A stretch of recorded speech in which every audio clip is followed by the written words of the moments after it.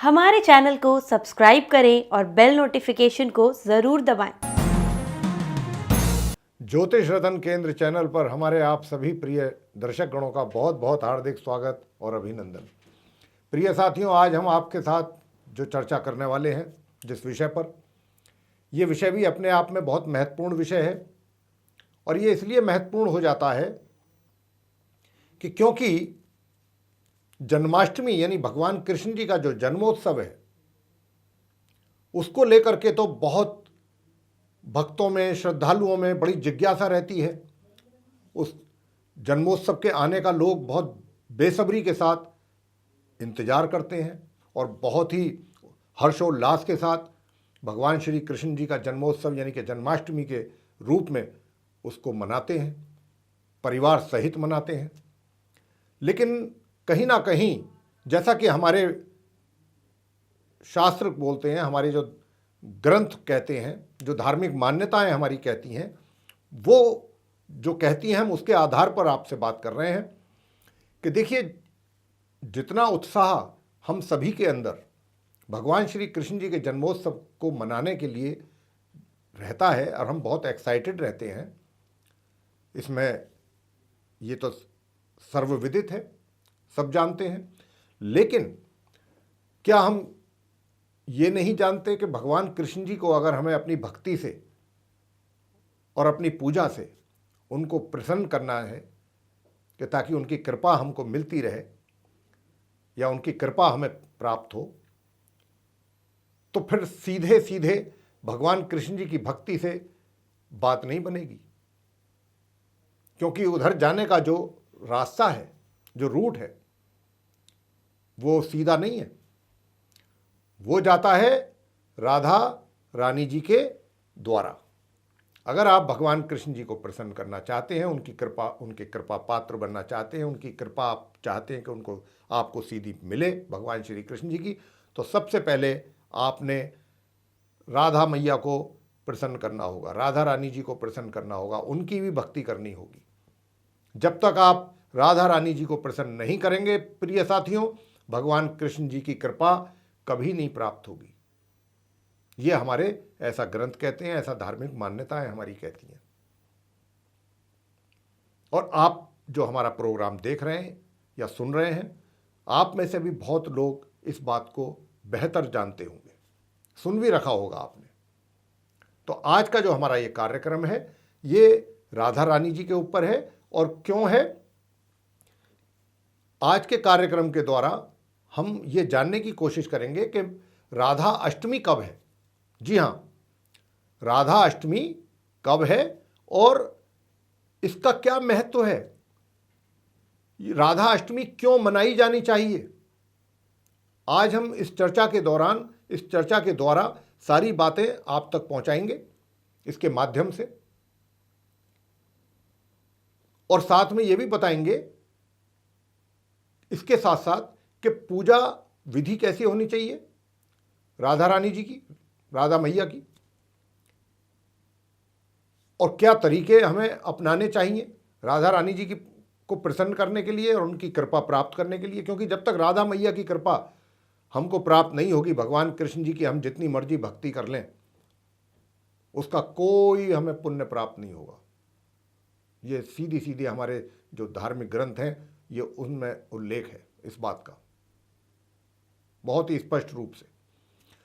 तो प्रिय साथियों, आज हम आपसे जो बात चर्चा को आगे बढ़ाते हुए जो बताने जा रहे हैं, जानकारी देने जा रहे हैं, ये बहुत दिलचस्प है, जानकारी बहुत इंटरेस्टिंग है। और अंत तक आप इस वीडियो को देखें तो आज आपको इस बात का पता लगेगा, इस बात ये महसूस होगी कि वाकई ही जितना हमारे लिए महत्वपूर्ण भगवान कृष्ण जी का जो पर्व है, जन्मोत्सव यानी कि जो जन्माष्टमी के रूप में हम लोग मनाते हैं, उतना ही महत्वपूर्ण राधा अष्टमी का पर्व है।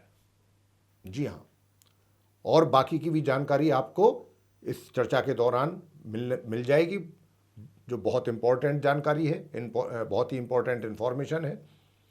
तो आइए चर्चा को अब आगे बढ़ाते हुए राधा मैया के जन्मदिन के विषय में, क्योंकि राधा अष्टमी का मतलब जैसे जन्माष्टमी होता है, इसी तरीके से राधा अष्टमी है, यानी कि माँ राधा का जन्मदिन।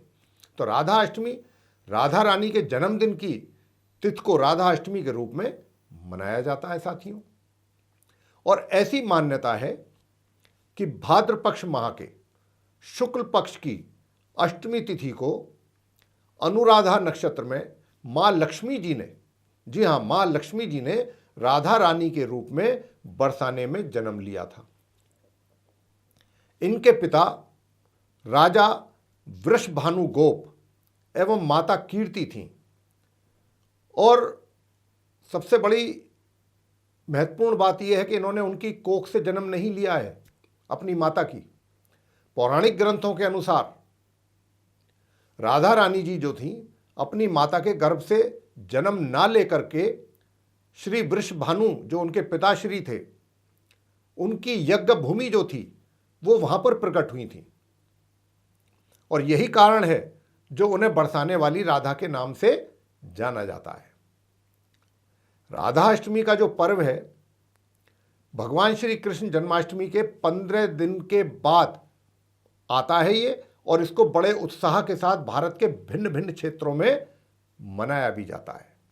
मान्यता ये भी है कि जो लोग, ये बहुत ध्यान से सुनने वाली बात है साथियों, मान्यता ये भी है कि जो लोग भगवान श्री कृष्ण जन्माष्टमी का व्रत रखते हैं, उन्हें राधा रानी के जन्मोत्सव पर यानी कि राधा अष्टमी के दिन का भी व्रत अवश्य रखना चाहिए। ये हम नहीं कह रहे हैं, हमारे धार्मिक ग्रंथ ऐसा कहते हैं, उसमें उल्लेख है। अब क्यों करना चाहिए राधा अष्टमी के दिन व्रत, ये भी आप सुन लीजिए कि राधा अष्टमी के व्रत के बिना, अगर आप राधा अष्टमी के दिन व्रत नहीं रखते हैं, तो भगवान श्री कृष्ण अष्टमी का जो दिन था, जिस दिन पर्व मनाया है भक्तों ने, श्रद्धालुओं ने, आपने उस दिन जो आपने व्रत रखा है उसका पुण्य प्राप्त नहीं होता है। जी हाँ, जब तक राधा अष्टमी का व्रत आप ना रख लें, जब तक कृष्ण जन्माष्टमी के दिन जो आपने व्रत रखा था उसका पुण्य प्राप्त नहीं होता है, ऐसा हमारे धार्मिक ग्रंथों में उल्लेख है। तो ये बहुत महत्वपूर्ण हो जाता है अपने आप में कि हमें राधा अष्टमी का पर्व क्यों मनाना चाहिए। और ऐसी भी मान्यता है साथियों कि राधा अष्टमी से अगले 16 दिनों तक अगर राधा स्तोत्र, ये भी बात बहुत महत्वपूर्ण है कि जन्माष्टमी से या फिर राधा अष्टमी का जो पर्व हम मनाते हैं, जिस दिन व्रत करेंगे, राधा अष्टमी से भी अगले 16 दिनों तक,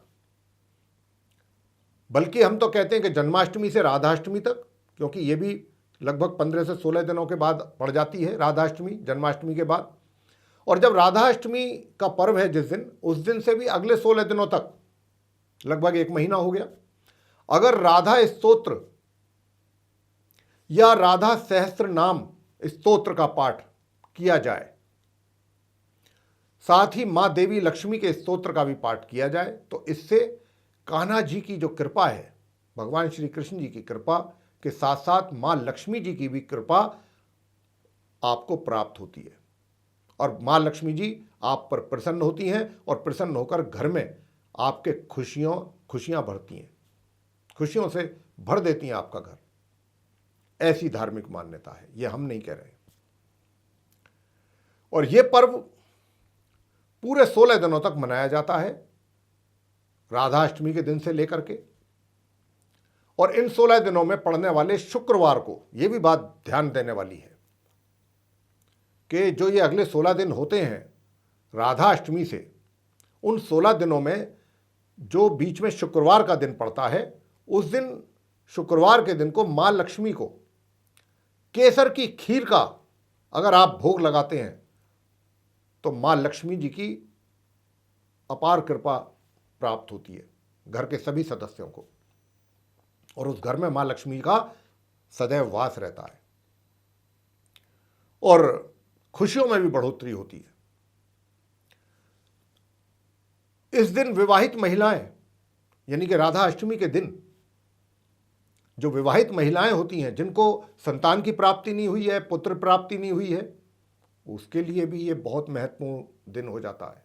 जी हाँ, इस दिन विवाहित महिलाएं संतान सुख की प्राप्ति के लिए और अपने अखंड सौभाग्य की प्राप्ति के लिए अगर व्रत रखें तो माँ राधा मैया जो हैं, अपनी राधा रानी जी जो हैं, उनकी बहुत विशेष कृपा उनको प्राप्त होती है वरदान के रूप में।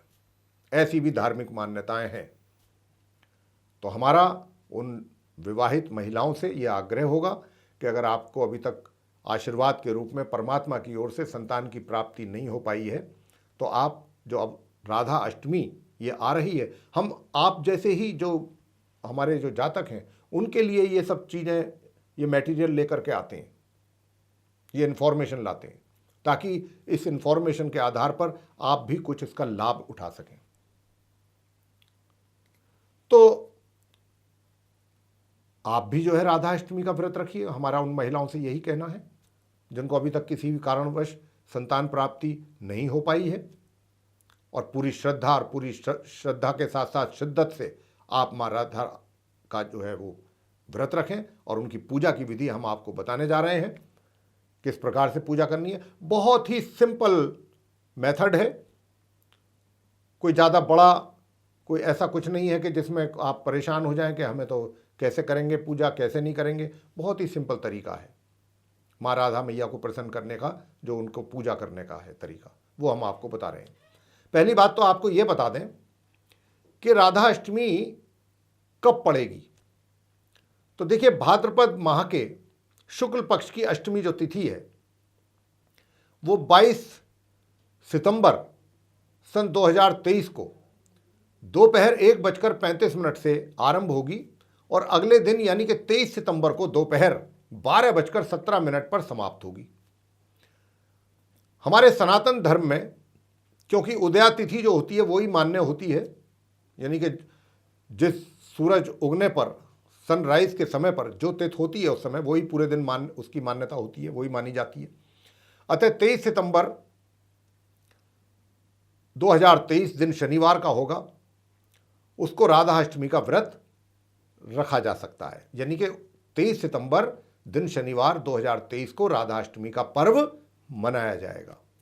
उसी दिन आप ये व्रत रख सकती हैं राधा मैया का।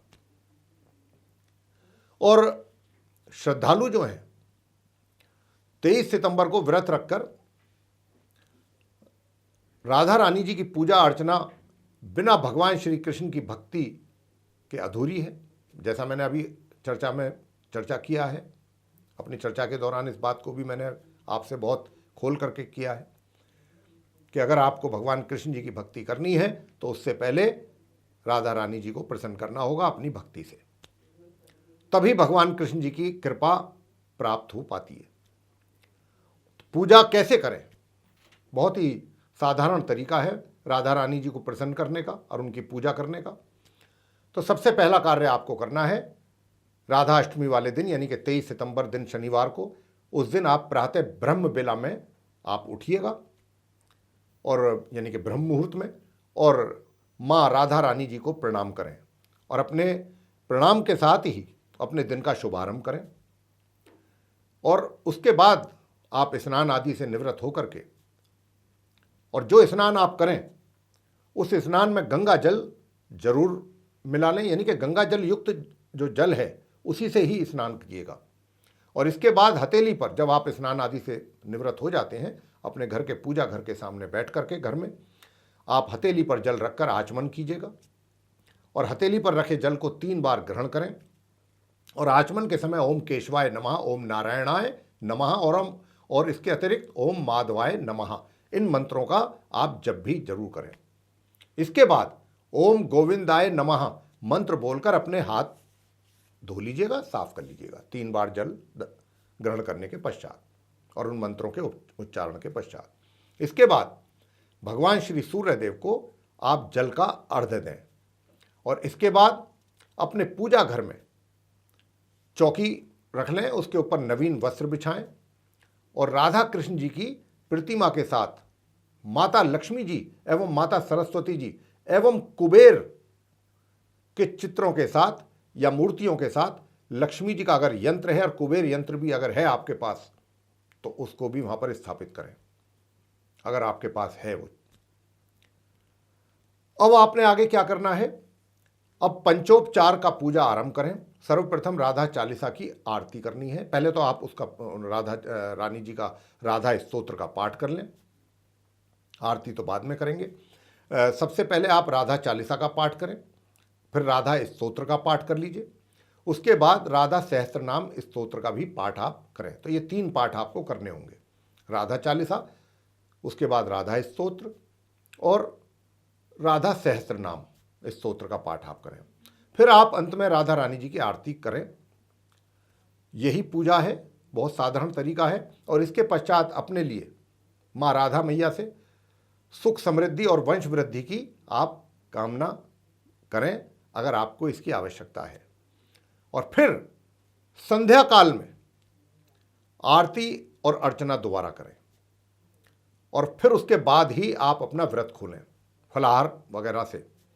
तथा अगले दिन नेक्स्ट डे पूजा पाठ का व्रत खोल सकते हैं, मतलब पूरी तरह पारणा जिसको कहते हैं कर सकते हैं। एक बात का विशेष ध्यान रखिएगा कि राधा रानी जी की पूजा के लिए उनकी, अगर आपके पास कोई ऐसा है नहीं कि कोई बहुत आवश्यक है, लेकिन अगर है तो इससे अच्छी कोई बात नहीं है। और वो क्या कि राधा रानी जी की पूजा के लिए अगर आपके पास उनकी सोने या फिर चांदी से बनी कोई मूर्ति है तो आप उसी की ही पूजा करें, स्थापित करके चौकी पर, अगर संभव है तो मेरे प्रिय साथियों, इस प्रकार आप राधा रानी जी को प्रसन्न करके अपनी मनोकामनाएं पूर्ण कर सकते हैं।